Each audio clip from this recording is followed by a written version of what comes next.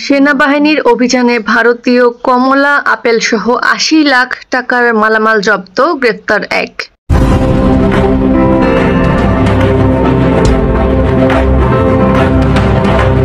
সুনামগঞ্জের দোয়ারা বাজারে ট্রাক বোঝাই ভারতীয় কমলা আপেল সহ চোরাচালানের মাধ্যমে নিয়ে আসা ৮০ লাখ টাকার মালামাল জব্দ করেছে সেনাবাহিনী।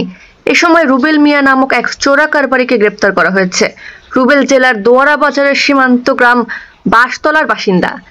জেলার দোয়ারা বাজার উপজেলার সীমান্তবর্তী বগলা বাজার এলাকার মহব্বতপুর থেকে সেনাবাহিনীর অভিযান চালিয়ে শুল্ক ফাঁকি দিয়ে ভারত থেকে চোরাচালানের মাধ্যমে নিয়ে আসা ৬০০ ক্যারেট কমলা, ৪০০ ক্যারেট আপেল ও পরিবহন কাজে থাকা দুটি ট্রাক জব্দ করে। জব্দকৃত মালামালের মূল্য প্রায় ৮০ লাখ টাকা।